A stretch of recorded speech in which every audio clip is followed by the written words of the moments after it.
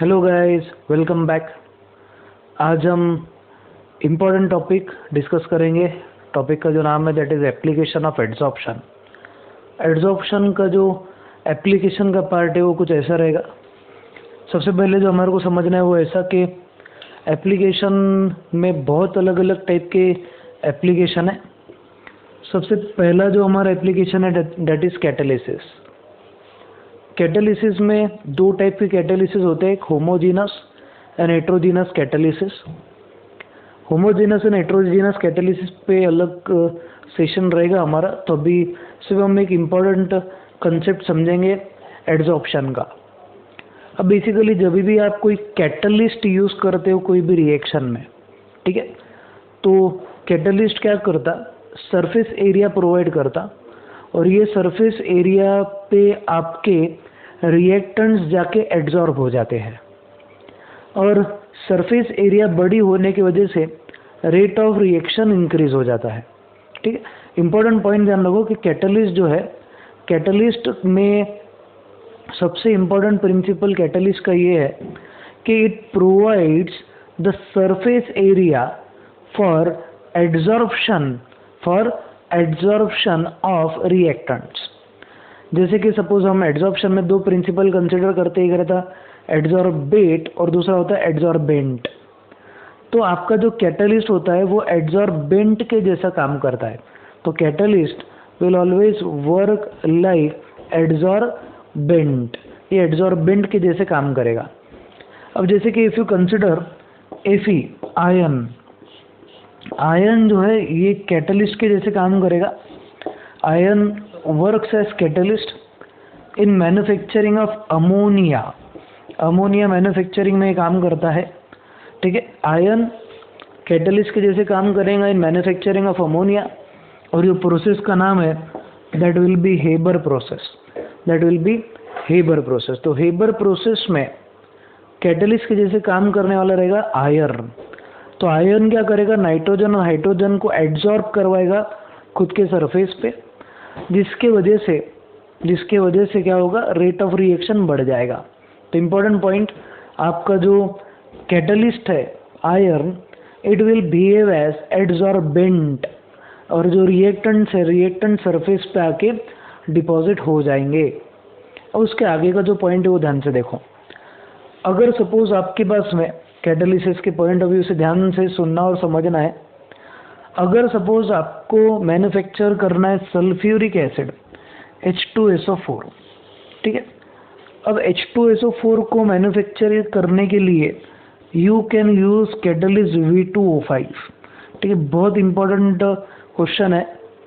Sulphuric acid को दो type के प्रोसेस से बनाया जाता है, one is called as lead chamber process and second is called contact process. तो आपका जो कॉन्टैक्ट प्रोसेस है, कॉन्टैक्ट प्रोसेस में जो कैटलिस्ट यूज होता है that is V2O5 divanadium pentoxide use होता है। और सिमिलर ये रहेगा कि आपका जो V2O5 रहेगा it will behave as adsorbent और आपके जो रिएक्टेंट्स रहेंगे वो इसके सरफेस पे जाके डिपॉजिट होंगे, जिसकी वजह से ज़्यादा सरफेस एरिया रहने की वजह से रेट ऑफ रिएक्शन बढ़ जाएगा। हम ऐसा भी कंसिडर कर सकते कि प्लैटिनम भी कैटलिस्ट यूज होता है। प्लैटिनम जो रहेगा it will be used again in manufacturing of sulphuric acid और ये लेड चेम्बर प्रोसेस में यूज़ होगा। तो अलग अलग टाइप के प्रोसेस में अलग अलग टाइप के कैटलिस्ट यूज होते हैं। हम एक इम्पॉर्टेंट पॉइंट कंसिडर कर सकते हैं, रेने निकेल नाम का एक कैटलिस्ट है जो हाइड्रोजिनेशन ऑफ ऑयल में यूज होता है। Conversion of oil to fat जो प्रोसेस होता है जिसमें ऑयल को हम फैट में कन्वर्ट करते हैं, जिसको हम हार्डनिंग ऑफ ऑयल बोलते हैं। The process of conversion of oil to fat is nothing but hardening, जिसको हम हाइड्रोजिनेशन बोलते हैं। तो हाइड्रोजिनेशन प्रोसेस में भी आपका प्लैटिनम भी यूज होता है, इवन रेने निकेल भी यूज होता है। तो बेसिकली ये सब जो कैटलिस्ट का यूज है वो basically they provide surface area और इनकी सरफेस एरिया ज़्यादा रहने की वजह से इनके सरफेस पे कौन आके डिपॉजिट हो जाता है, वेरियस रिएक्टेंट्स और रिएक्टेंट्स को ज़्यादा सरफेस एरिया मिलने की वजह से इनका रेट ऑफ रिएक्शन बढ़ जाता है। अब उसके बाद में नेक्स्ट जो एप्लीकेशन है हमारा, that is gas mask. Gas mask बहुत इंपॉर्टेंट एप्लीकेशन है, इस पर बहुत बार क्वेश्चन पूछा गया है। Dash is used in gas mask, तो हम बोलेंगे हमारे इसमें चारकोल जो रहता, चारकोल वो भी activated charcoal is used in gas mask as adsorbent. अब ये गैस मास्क का मेन यूज कहाँ होता है? What is the main use of gas mask? Mask के रिलेटेड अभी सबको यूज पता ही होगा, क्योंकि कोरोना काल में अब जनरली कोई भी बाहर निकलता है तो बिना मास्क के तो जनरली कोई बाहर नहीं निकलता। अब ये गैस मास्क क्या होता है? जनरली जो कोल माइंस होते हैं, कोल माइंस में जब भी आप वहाँ पे जो काम करने वाले वर्कर्स देखेंगे तो उनके चेहरे पे आपको मास्क बंधा हुआ दिखेगा। ये मास्क जो रहता है उसको हम गैस मास्क बोलते हैं। उसमें बेसिकली एक्टिवेटेड चारकोल होता है। कौन सा चारकोल? Activated charcoal. तो इम्पोर्टेंट पॉइंट ये है कि जो कोल माइंस है उसमें जब माइनिंग करते हैं ये लोग, तो क्या होता है कि पॉइजनस गैसेस उसमें जनरेट हो जाते हैं। मतलब अंडरग्राउंड माइनिंग वगैरह होती है तो बहुत सारी पॉइजनस गैस वहाँ पे जनरेट हो जाती है। अब ये पॉइजनस गैस अगर सपोज कोई वर्कर इनहेल कर ले तो it can cause severe diseases, vomiting, nausea, बहुत अलग अलग चीज़ें वर्कर्स को हो सकती है। तो ये चीज़ नहीं होना, इसके लिए क्या होता है, ये जो वर्कर्स होते हैं उनको गैस मास्क दिए जाते हैं। अब ये गैस मास्क देने की वजह से क्या होगा, जब हम वर्कर्स को गैस मास्क देंगे तो एक इम्पॉर्टेंट पॉइंट क्या होता, इसके अंदर एक्टिवेटेड चारकोल रहता, या फिर आप ऐसा बोल सकते हैं there is mixture of adsorbents present in gas mask. Gas mask के अंदर एडजॉर्बेंट्स प्रेजेंट होते हैं और ये एडजॉर्बेंट्स पे क्या होगा, पूरी जो पॉइजनस गैस है वो आके एडजॉर्ब हो जाती है। तो जनरली सपोज ये मास्क है मेरा, यहाँ पे एक्टिवेटेड चारकोल है, तो इधर से जो भी पॉइजनस गैस रहेगी वो किस पे आके डिपॉजिट हो जाएगी, it will be deposited on the charcoal, और जो सिर्फ प्योर गैस है वो ही इनहेल होगी। तो इस वजह से क्या होगा कि एक बंदे की लाइफ वगैरह बच जाएगी। तो बेसिक इम्पॉर्टेंट पॉइंट है, इस पे बहुत बार क्वेश्चन पूछा गया है। तो what is use of gas mask? तो गैस मास्क का सबसे इम्पोर्टेंट जो यूज़ है वो ऐसा कि ये पॉइजनस गैसेस को एब्जॉर्ब करता है और इसके अंदर क्या प्रेजेंट होता है, एक्टिवेटेड चारकोल। तो activated charcoal absorbs poisonous gases, ये पॉइजनस गैसेस को एब्जॉर्ब करने के लिए काम में आता है। ठीक है, चलो उसके आगे का पॉइंट, नेक्स्ट एप्लीकेशन जो है that is control of humidity. अगर सपोज कोई जगह पे बहुत ज़्यादा ह्यूमिडिटी है, मतलब moisture is present in air, और आपको अगर वो कंट्रोल करना है, मतलब आपको वाटर को एब्जॉर्ब करवाना है, तो आपको सिलिका जेल यानी कि SiO2 का पेस्ट यूज़ करना है, या फिर you can also use alumina gel. कौन सा जेल यूज़ कर सकता है, अलूमिना जेल। ठीक है, तो नेक्स्ट जो हमारा कंसेप्ट है कंट्रोल ऑफ ह्यूमिडिटी। तो कंट्रोल ऑफ ह्यूमिडिटी में जो एयर है, एयर में जो मिक्स मॉइस्चर है, ये मॉइस्चर को एब्जॉर्ब करने का काम silica gel and alumina jail करेगा। तो जो भी रूम है जिसमें बहुत ज़्यादा ह्यूमिडिटी है, तो silica gel and alumina gel if added, they will absorb the moisture. Absorbing of moisture occurs by CaCl2. CaCl2 calcium chloride moisture absorb करता है। During preparation of hydrogen chloride CaCl2 is used to absorb moisture. ये point याद रखो, ऐसा question पूछा जा सकता है। Dash is used to absorb moisture during preparation of HCl, तो आपका आंसर रहेगा CaCl2। और अगर सपोज आपको पूछा जाए कि रूम की ह्यूमिडिटी एड्जॉर्ब अगर करना है, रूम की ह्यूमिडिटी एड्जॉर्ब अगर करना है, एड्जॉर्ब, तो उसके लिए क्या, तो रूम की ह्यूमिडिटी एड्जॉर्ब करने के लिए सिलिका जेल या फिर अलुमिना जेल आपको यूज़ करना है। अलुमिना का फॉर्मूला होता है Al2O3, सिलिका का जो फॉर्मूला है that is Al2O3, sorry silica is SiO2 and alumina is Al2O3। तो ये दो फॉर्मूले याद रखो, silica gel and alumina gel, they will behave as adsorbent to adsorb moisture. तो मॉइस्चर एडजॉर्ब हो जाएगा तो रूम की ह्यूमिडिटी कंट्रोल हो जाएगी। अब उसके बाद में प्रोडक्शन ऑफ हाई वैक्यूम। अगर सपोज आपको हाई वैक्यूम क्रिएट करना है तो एड्जॉर्प्शन का कैसे यूज होगा, बहुत सिंपल है। देखो ध्यान से देखना है, समझना है, ये जो प्रोसीजर है। सपोज आपके पास में एक कंटेनर है, यू हैव वन कंटेनर, और ये जो कंटेनर है, ठीक है, you have one container over here, container A suppose, ये कंटेनर ए है सपोज, ठीक है। ये कंटेनर की गैस को आपको निकाल देना है, तो आप क्या करेंगे, हमेशा you are going to connect it to vacuum, आप उसको वैक्यूम को कनेक्ट करते हो। अब इम्पोर्टेंट पॉइंट ये कि अगर सपोज आपने इसको वैक्यूम पंप को कनेक्ट किए तो वैक्यूम पंप क्या करेगा, पूरी गैस इसके अंदर की खींच लेगा। अब अगर सपोज आपको इसमें ये जो कंटेनर ए है, कंटेनर ए, ये कंटेनर ए में आपको अगर बहुत हाई वैक्यूम क्रिएट करना है, एक्सट्रीम लो प्रेशर अगर आपको क्रिएट करना है, ठीक है, परफेक्ट वैक्यूम जिसको हम बोलेंगे, ये अगर क्रिएट करना है तो सिर्फ वैक्यूम पंप से काम नहीं होता। अब एक प्रिंसिपल पे परफेक्ट वैक्यूम या हाई वैक्यूम क्रिएट किया जाता है। प्रिंसिपल ऐसा है कि अगर सपोज आपने लो टेम्परेचर अगर क्रिएट कर दिए नियर एड्जॉर्बेंट के आजू बाजू अगर आपने लो टेम्परेचर अगर क्रिएट कर दिए तो आपका जो एड्जॉर्बेंट है वो जो भी उसके सराउंडिंग गैसेस है उसको बहुत ज़्यादा ताकत से खींचना चालू कर देगा। एक इम्पॉर्टेंट पॉइंट हमने एड्जॉर्प्शन में डिस्कस किए थे, adsorption is an exothermic process, so it will be favoured at low temperature according to Le Chatelier's principle. Le Chatelier's principle के अनुसार एड्जॉर्प्शन जो है, ये एड्जॉर्प्शन लो टेम्परेचर पे फेवर होता है। अब इम्पोर्टेंट पॉइंट है, सपोज आपका कंटेनर ए है, इसमें आपको हाई वैक्यूम क्रिएट करना है, you need to create high vacuum in this container. अब ये कंटेनर में हाई वैक्यूम अगर आपको क्रिएट करना है, आपने इसको लगा दी वैक्यूम पंप। वैक्यूम पंप लगाने से क्या होगा, मोस्ट ऑफ द गैस इसमें से खींचे चले जाएगी, मतलब बहुत सारी गैस इसमें से बाहर निकल जाएगी और नियरली वैक्यूम इसमें क्रिएट हो जाएगा।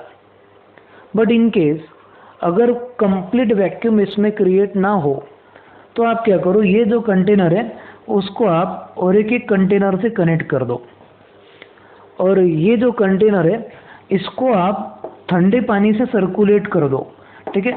इसके आजू बाजू जो रहेगा that will B cold water इसके दूसरे कंटेनर के आजू बाजू आपको सर्कुलेट करवाना है। कोल्ड वाटर सर्कुलेट करवाने से क्या होगा, इसका जो कंटेनर का टेम्परेचर है वो कम हो जाएगा। जैसे ये कंटेनर का टेम्परेचर कम हो जाएगा, हम इसमें एक एड्जॉर्बेंट डाल देंगे, और ये एड्जॉर्बेंट रहेगा ऑब्वियसली चारकोल। हम क्या करेंगे, पाउडर्ड चारकोल जो है एड्जॉर्बेंट, ये चारकोल को हम नेक्स्ट वाला जो कंटेनर है उसमें ऐड कर देंगे। जैसे ये कंटेनर में हमने चारकोल ऐड कर दिया और आजू बाजू का पूरा टेम्परेचर अगर कम कर दिया तो rate of adsorption by this charcoal will increase. Rate of adsorption में क्या होगा, अगर सपोज ये कंटेनर में कुछ भी ट्रेसेस ऑफ गैस होंगे तो वो निकल जाएंगे और कहाँ पे जाके डिपॉजिट हो जाएंगे, on the surface of your charcoal which will act as adsorbent. तो एड्जॉर्प्शन का जो कंसेप्ट है वो कुछ इस तरीके से यहाँ अप्लाई होगा। वैक्यूम को कनेक्ट करने के बाद भी अगर सपोज कहीं किसी कंटेनर में कुछ रेयर ट्रेसेस गैस के अगर रह जाते हैं तो आप क्या करो, आप एक एक्टिवेटेड चारकोल एक कंटेनर में ले लो, और इम्पॉर्टेंट पॉइंट जो आपको ध्यान रखना है वो ये कि ये जो कंटेनर है उसको कूल करना है आपको। कंटेनर को कूल करने से क्या होगा, इसका रेट ऑफ एड्जॉर्प्शन बढ़ जाएगा। According to which principle, Le Chatelier's principle. Why?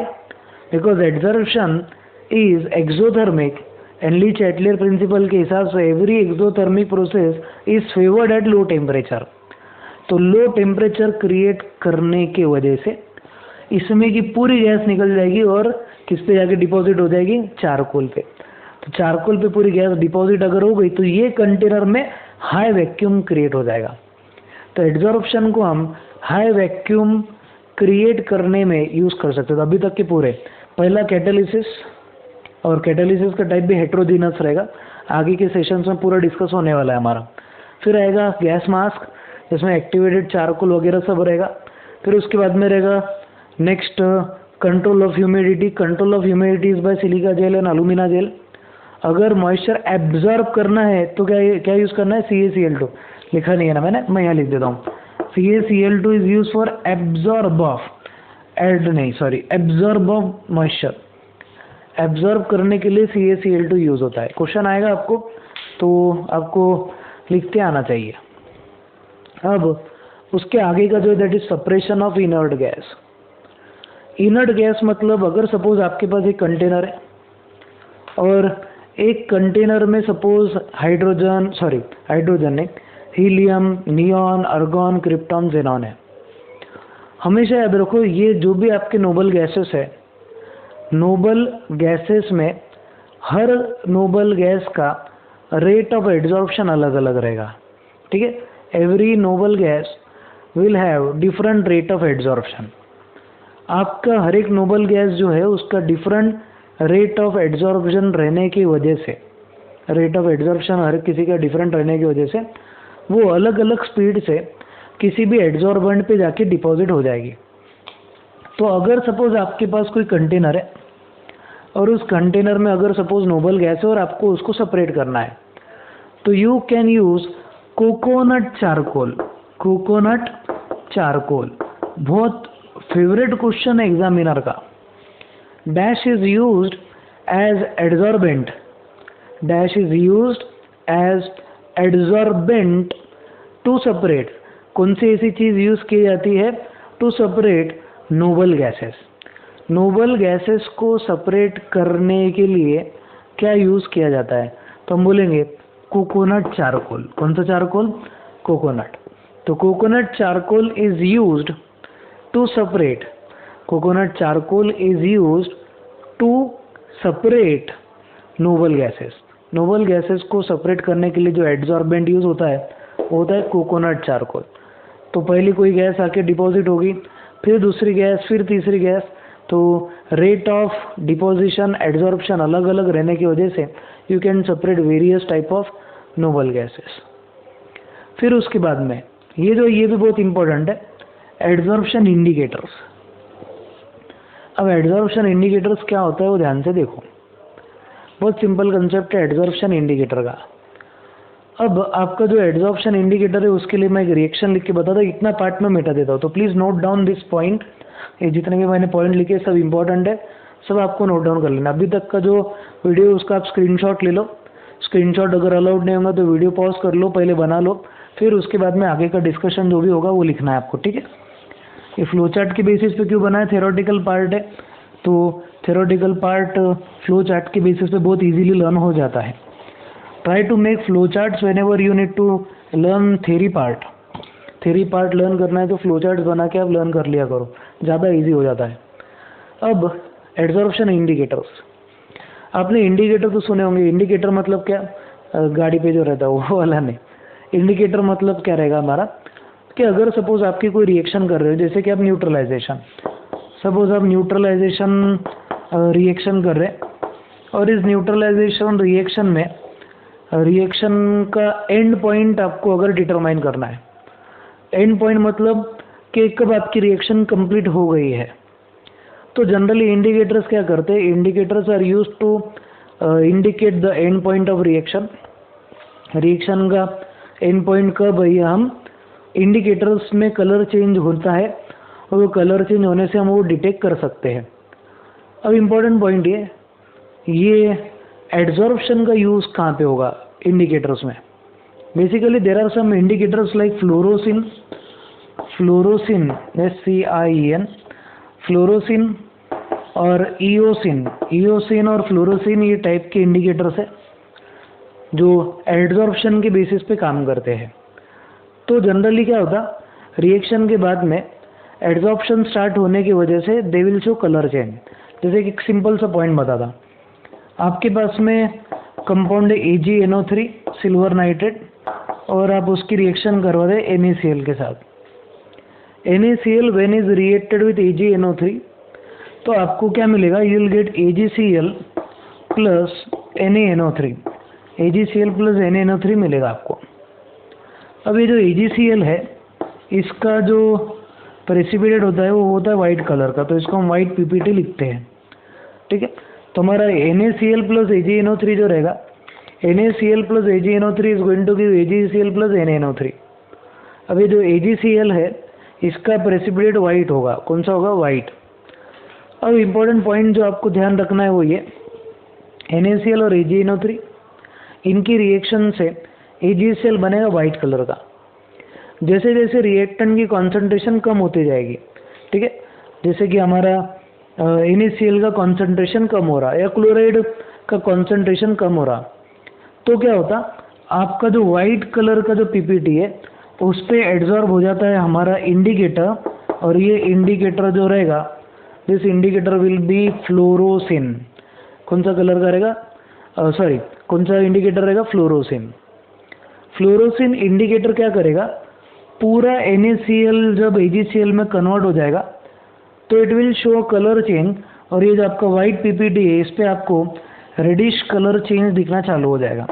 कौन सा colour change, reddish colour change दिखना चालू हो जाएगा। तो जब आपको ऐसा दिखे कि रेड कलर एंड में रिएक्शन में फॉर्म हो रहा है, that means it is and point of reaction. And point मतलब आपका जो रिएक्टेंट है वो कंप्लीटली रिएक्ट हो चुका है और वो कन्वर्ट हो चुका है किसमें, प्रोडक्ट में। तो एड्जॉर्प्शन का प्रिंसिपल यूज करके इंडिकेटर्स कलर चेंज बताते हैं, और कलर चेंज जब भी हो जाता है रिएक्शन में तो इसका मतलब रिएक्शन अब यहाँ पे कंप्लीट हो चुकी है, और ऐसे टाइप के इंडिकेटर्स को हम एड्जॉर्प्शन इंडिकेटर्स बोलते हैं। तो adsorption indicators are those indicators which will show the end point of a titration. Titration बोलते हैं जनरली रिएक्शंस को जिसमें अब न्यूट्रलाइजेशन कर रहे हो या कोई पर्टिकुलर डबल डिस्प्लेसमेंट रिएक्शन करा रहे हो, तो उसका एंड पॉइंट निकालने के लिए जो काम में आते हैं ऐसे टाइप के कंपाउंड्स को हम एड्जॉर्प्शन इंडिकेटर्स बोलते हैं। तो एड्जॉर्प्शन इंडिकेटर्स में, इन एड्जॉर्प्शन इंडिकेटर्स क्या यूज होता है, eosin एंड फ्लोरोसिन।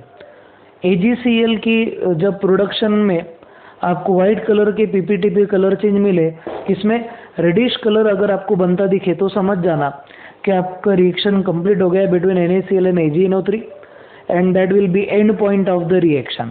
वो एंड पॉइंट रहेगा रिएक्शन का, और ये रिएक्शन का एंड पॉइंट रहने की वजह से हम क्या बोलेंगे कि इंडिकेटर कलर चेंज बताएगा। तो eosin and fluorescein are special type of adsorption indicator. Fluorescein will show a colour change to reddish, white PPT पे रेडिश कलर फॉर्म होना चालू हो जाएगा, ठीक है। ये एक हमारा सिंपल सा यूज़ है। फिर उसके बाद में जो सबसे इम्पोर्टेंट यूज़ है that is froth flotation process. Froth flotation process 12th standard में रहेगा हमको, अभी हम सिर्फ छोटा सा पॉइंट देखेंगे। तो ये जो फ्रॉथ फ्लोटेशन प्रोसेस है it is part of your chapter which is called extraction of elements and metallurgy. अब ज़मीन में से कोई भी एलिमेंट को अगर आपको एक्सट्रैक्ट करना हो तो ऑब्वियसली आपको ज़मीन में से सबसे पहले you have to bring ore. Ore क्या रहता, ore is that particular type of mineral from which metal can be extracted और element can be extracted with profit. अब जैसे ही ओर आप ज़मीन में से निकालते हो तो ये जो ओर होता है ना ज़मीन में से जो आप निकालते, तो इसको आपको पहले कॉन्सेंट्रेट करना पड़ता है। कॉन्सेंट्रेट का मतलब क्या होता है, ध्यान से सुनो। और जो रहता है इसमें हाई परसेंटेज होता है, high percentage of your element, जिससे आप प्रॉफिट कमा सकते हो, उसको हम ऐसा बोलेंगे। और जो है, और को आपको अगर कॉन्सेंट्रेट जब करना है when you are going to concentrate और को कॉन्सेंट्रेट करते टाइम पे आपको ध्यान ये रखना है, यानी कॉन्सेंट्रेशन का मतलब क्या होता है कि आप इसके ऊपर और के ऊपर जो इम्प्यूरिटीज प्रेजेंट है वो आप निकाल देते हो, impurities. The process of removal of impurities from the ore is called as concentration, is called as concentration. इसको हम ड्रेसिंग ऑफ ओर भी बोलते हैं। जो भी इम्प्यूरिटीज ओर में प्रेजेंट रहेगी, जैसे मट्टी है या दूसरी कोई चीज़ है, तो उसको हम गैंग बोलते हैं, गैंग, GANGUE। बहुत से लोग गैंग्यू बोलते हैं उसको, बट इट इज़ गैंग, या फिर इसको मैट्रिक्स भी बोला जाता है। तो ओर के ऊपर की जो इम्प्यूरिटीज़ है जिसको गैंग या फिर मैट्रिक्स बोला जाता है, उसको हम रिमूव कर सकते हैं by various type of processes, जैसे लिक्वेशन है, फ्रॉथ फ्लोटेशन है, मैग्नेटिक सेपरेशन है। तो जितने भी कॉन्सेंट्रेशन के प्रोसेस है उसमें का एक प्रोसेस है फ्रॉथ फ्लोटेशन। फ्रॉथ का मतलब होता है झाग, फ्लोटेशन झाग बनाना। बेसिकली कपड़े धोने का जो प्रिंसिपल है वही प्रिंसिपल इसमें यूज होता है। और इम्पोर्टेंट पॉइंट ये डिस्कस करेंगे, sulphide ores are concentrated by froth flotation. Sulphide ores में जैसे कि आपका ZNS है,